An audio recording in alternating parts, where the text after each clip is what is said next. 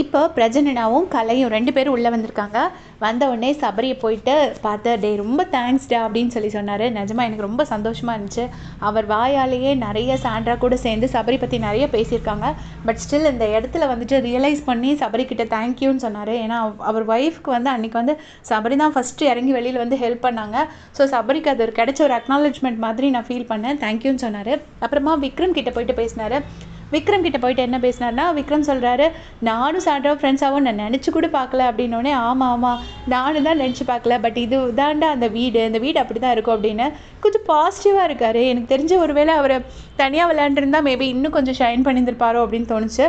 அப்புறமா அது இந்த வீடு அப்படி தாண்டா பண்ணோம், அது ஒன்றும் பண்ண முடியாது அப்படின்னு. அப்புறமா விக்ரம் சொல்கிறாரு, "நாங்கள் தான் மேனிப்புலேட் பண்ணி வினோதனாவை பெட்டி எடுக்க வச்சோம் தெரியும்ல" அப்படின்னோடனே, ஆமாம்மா பயங்கரமான மேனிப்புலேஷன், ஐயோ யாராலே முடியாது அப்படின்னு சொல்கிறாரு.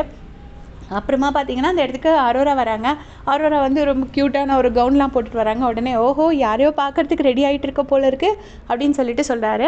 அப்புறமா இங்கே வந்துட்டு கலையையும் இவங்க வாட்டர்மெலன் எல்லாருமே வந்து பேசுகிறாங்க. கலையையும் பிரஜனையும் இவர் பிக் பாஸ் வந்து வெல்கம் பண்ணுறாரு. வெல்கம் பண்ணும்போது, "நாங்கள் 2 பேரும் வெளியில் சேர்ந்து ஒரு படம் நடிக்கிறோம் பிக் பாஸ்" அப்படின்னு சொல்லிட்டு கலை சொல்கிறாங்க. கலையும் இவரும் பிரஜனும் சேர்ந்து ஒரு படம் நடிக்கிறாங்களாம்.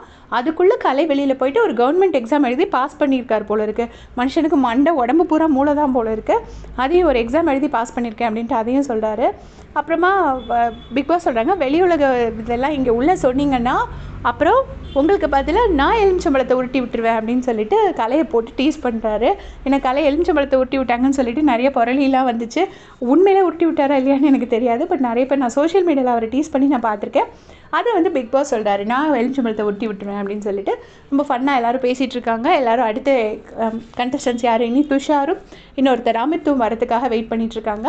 ஸோ பார்த்துட்டு அப்டேட் பண்ணுறேன். தேங்க்ஸ் ஃபார் வாட்சிங்.